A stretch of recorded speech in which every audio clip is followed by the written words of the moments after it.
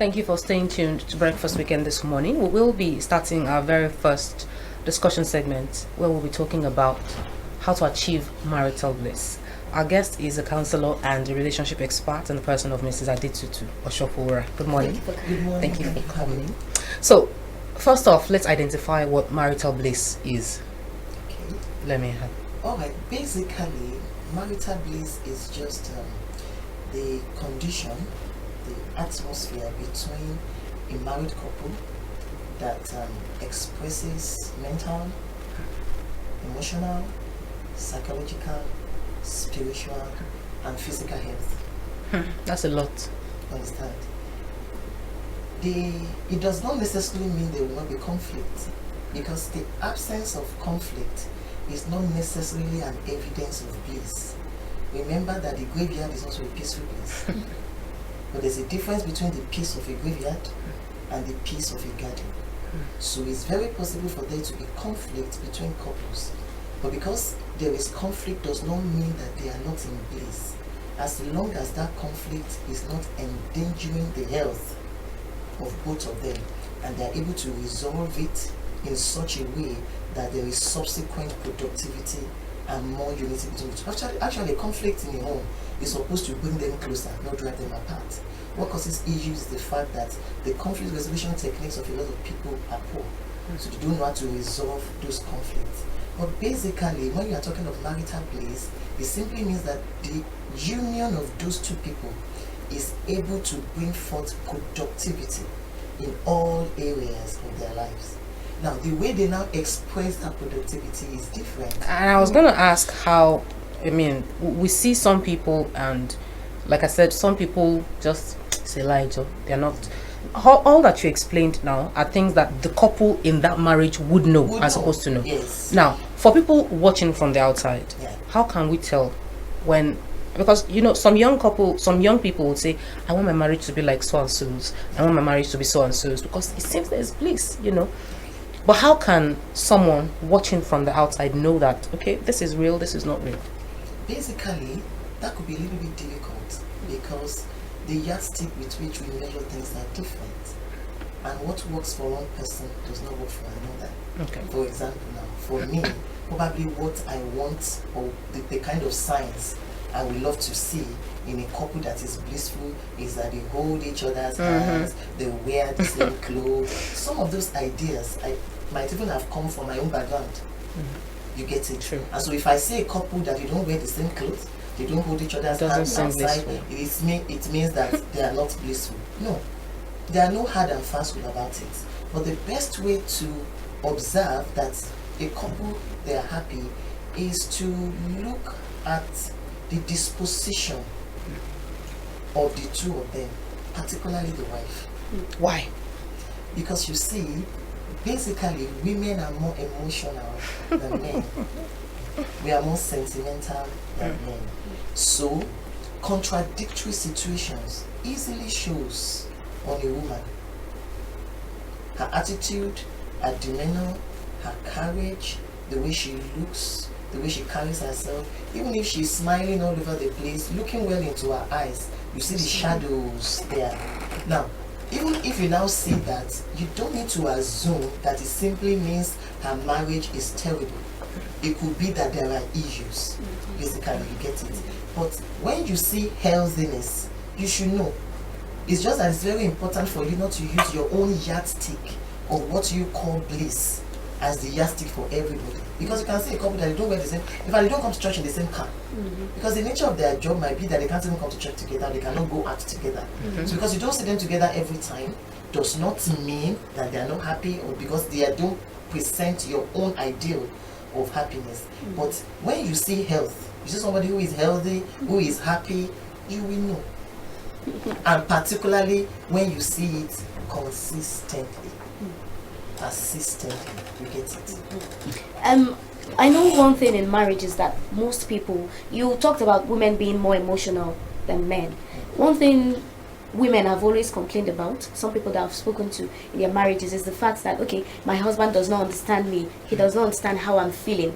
Now, I've heard one particular relationship expert say that men does not necessarily have to understand, that you can just pretend and say, don't worry, I understand you, that just to keep the peace in your marriage. Would you say that is the right path to go? That is the right way to address such issue? No. That is basically what I would call a palliative measure. You get it? One of the problems that we have in marriage is foundation. Are you getting it? One of the basic challenges that marriage is having now is the fact that it is babies that are getting married. An important factor for marriage is maturity. But people concentrate more on the chronological maturity. You get it? A lot of people who are married are not emotional, psychologically, or spiritually matured for marriage. What is maturity?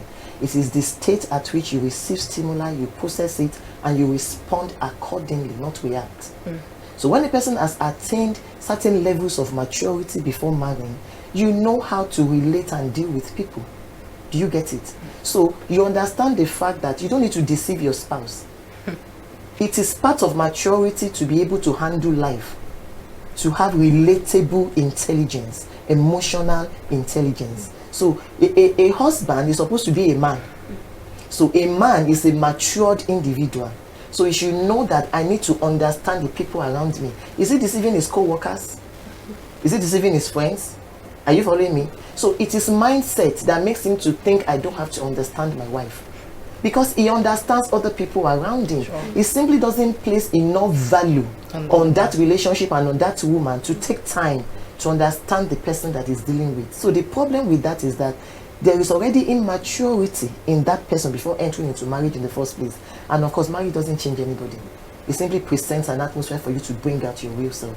So men, and not only men, both the man and the woman should make it a point of duty to try and understand each other.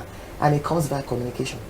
But what if your opinion basically is different from what your partner has? Maybe on most issues, politics, health, the economy, you are just different. You're on parallel lines. Yes. What do you do in such a situation? The question we need to ask them is why they married.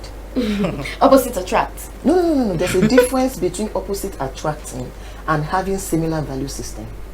Do you get it? Now that's why I was talking about foundation. One of the basic principles of courtship is compatibility and agreement. Two are not supposed to work together except they agree. Do you understand? So that difference in view, difference in value system, difference in standard of living, difference in opinion on core issues didn't just start in marriage. It started before the marriage.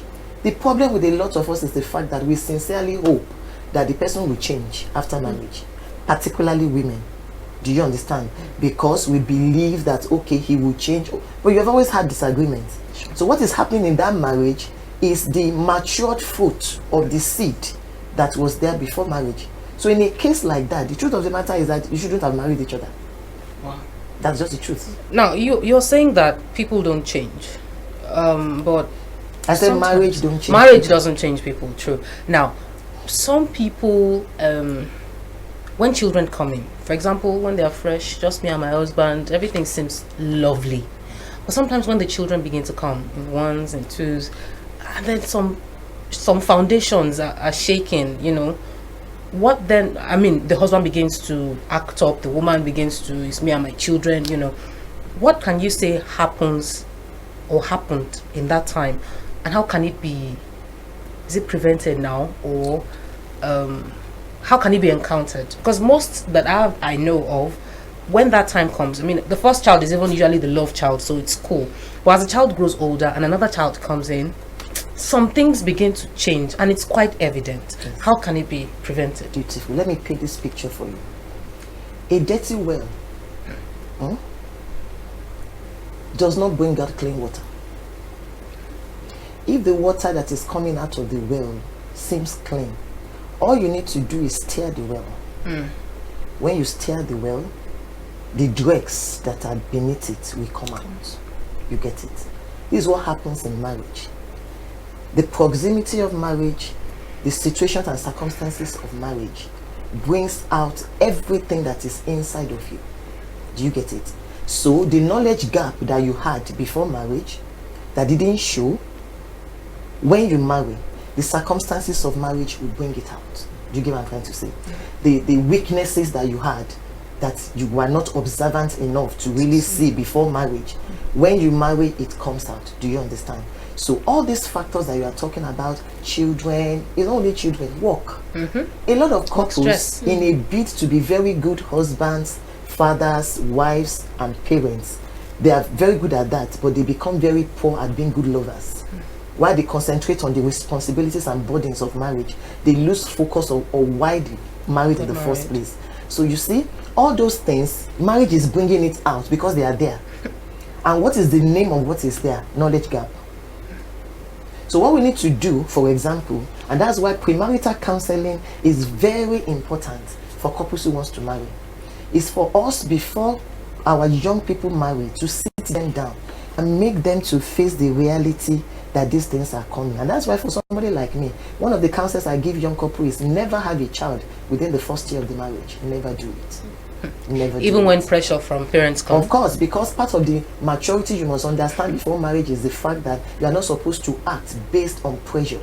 You are supposed to be a thermostat who regulates your environment, not a thermometer who responds to it. That's what maturity is all about. The ability to take my decision and stand by it because it's a productive decision. Because the reason why we need to train them is that when they first get married, before bringing in a child immediately, a child is a responsibility. Sure. When the lady has not been trained, every young mother diverts all attention from her husband to this child, thinking that the child is a porcelain glass that will break the very next moment. So somebody needs to prepare them before they enter into marriage. Make them understand those things that will be coming in and how to address it. You get it? Because knowledge is power. The moment you give them that knowledge, you prepare their minds. When those things begin to come, they know how to handle it. Do you get it? For example, part of things we need to tell our young couples before they get married is the fact that before that child comes, prepare your mind.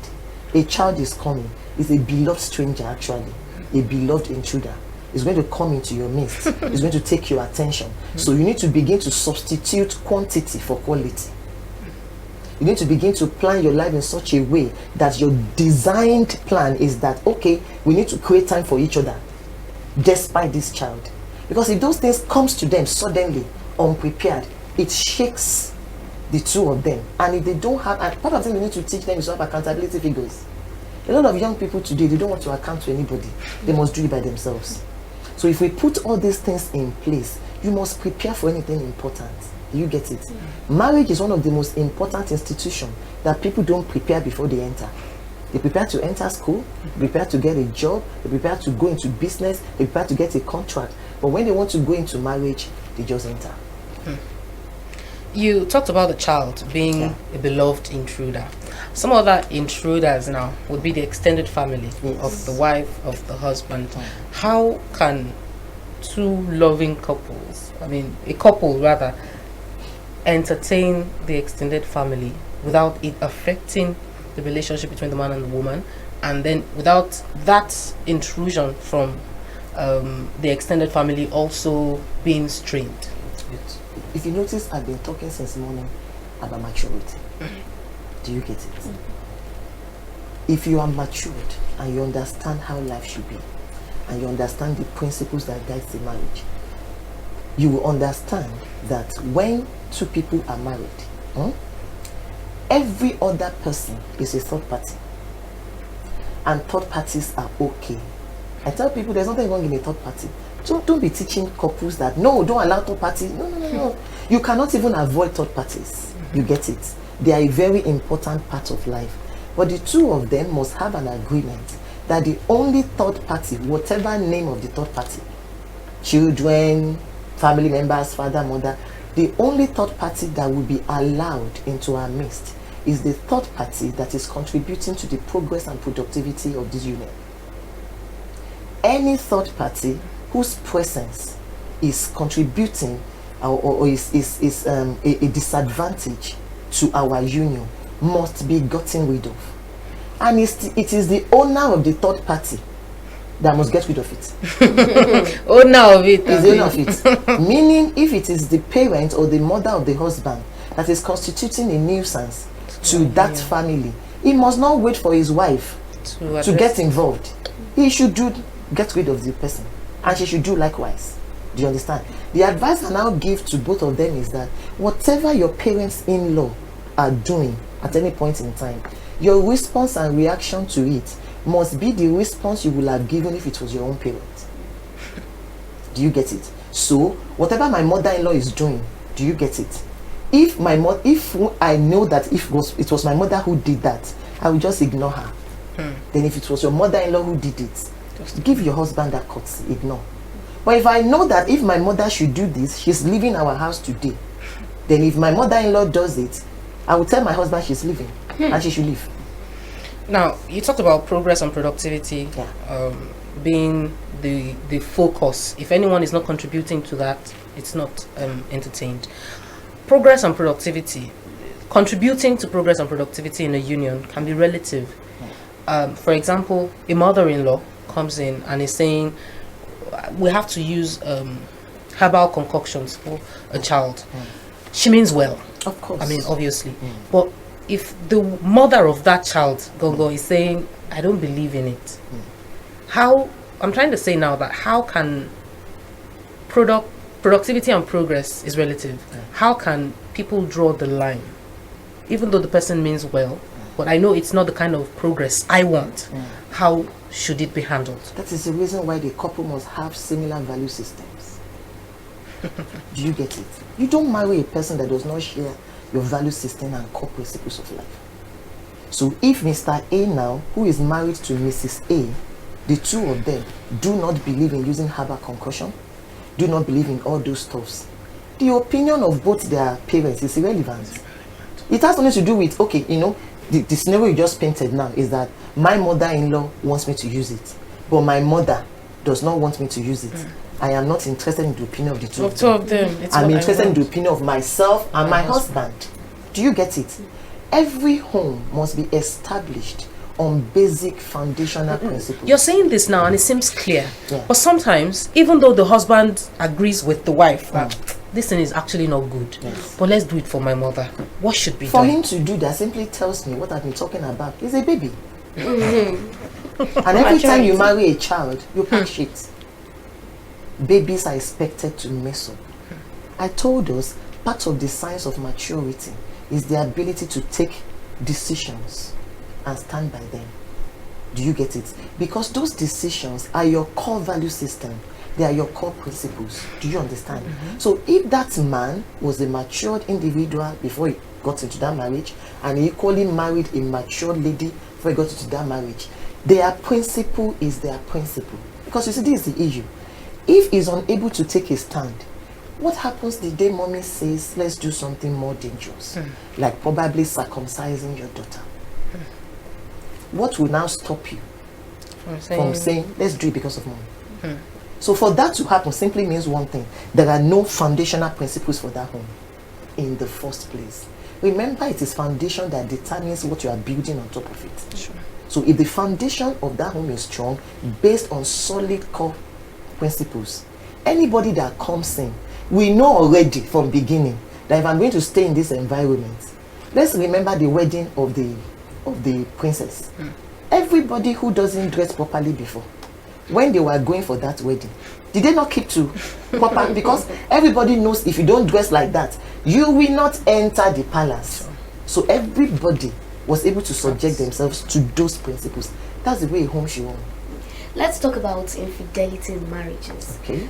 Most people have different ideas on how you should handle it. Some would say, once it happens, make sure you leave that person, don't allow it. Some would say, I'll keep on forgiving the person. So how should it be handled? How should infidelity in marriages be handled? The scenario you painted for me now are the two extremes. One that says, once it happens, forget. And then the one that says, just keep forgiving. You know, I would like to strike a balance. I always tell couples, you must always differentiate between a partner that falls and a serial adulterer. Are you following me? And it's both ways. You see, most times when the man goes into adultery, they expect the woman to understand because OTB more fun. You understand? No. If you expect a woman to understand a man who falls, the man you understand his wife who falls too. So how does it go? When infidelity can occur, it is not expected to occur. there is absolutely no excuse for it. Are you following me? But it can occur. And there are various reasons why it can occur. But you see, if it occurs, and it is indeed a mistake, the first thing you will notice is that it is the culprit that will confess. Because when you cover your sin, you will not prosper. And secrecy is always the strength of sin. Truth is the power of righteousness. So if you are unfaithful to your spouse, are you following me? You should confess. Not that you hide it and then he or she discovered through so many other embarrassing means.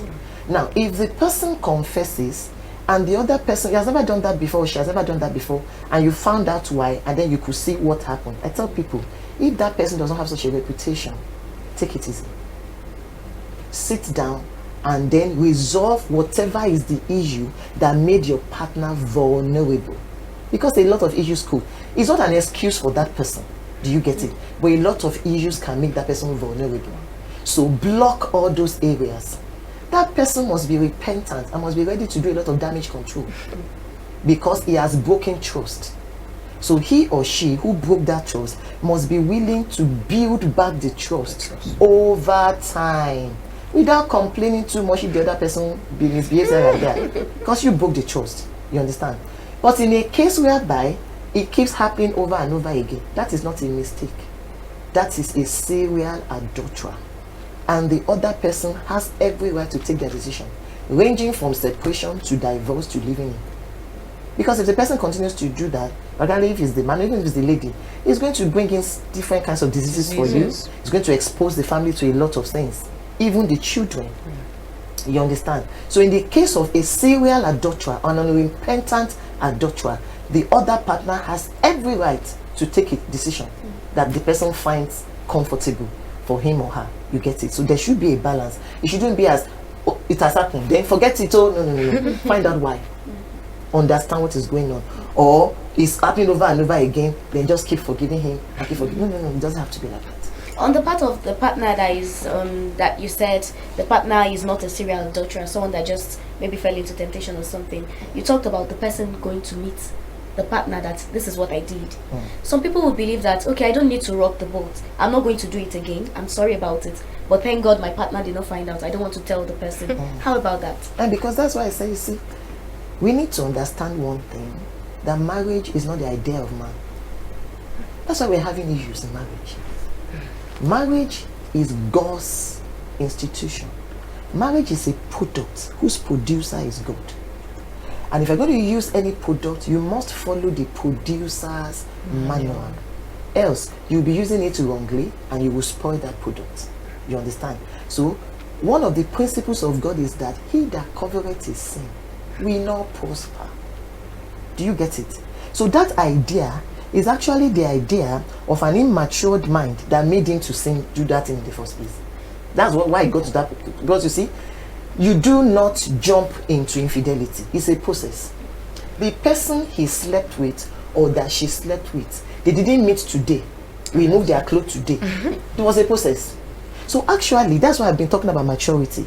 If there is proper relationship between them, good maturity, good rapport, good communication, from the moment the emotional affair starts, because you see, before physical affair starts, emotional affair starts. From the moment the person begins to enjoy the text messages, begins to enjoy and miss the person, you know something is happening. That's when you should have told your spouse. So now you didn't now even do that until you got to a point whereby you actually went into sin, and then you are telling yourself that, oh, okay, no, don't rock the boat. You see, that silence is a postponement of the crashing of the boat. Do you get it? You won't rock it now, but don't worry. Eventually, that singular act, you know what will happen? It will create an atmosphere of distrust in that home. The woman or the offended partner will just not understand the reason why I'm suspicious of this person. Because it's a thing of the spirit. Do you get it? So the proper thing, if he cannot say it himself, get accountability figures in your life. Do you get it? Who that lady, that's why don't marry somebody that does not have an accountability figure. It's part of the mistake that people do before marriage. There must be somebody in your life that can say, sit down there and you listen. You must have it and your partner must have it. Get people like that to intervene and settle it. But you don't have a right to keep unfaithfulness from your partner. It's wrong. Well, it has been amazing talking to you. We have been speaking with counselor and relationship expert, Mrs. Adetutu Oshofowora, and we have been discussing achieving marital bliss. Thank you very much.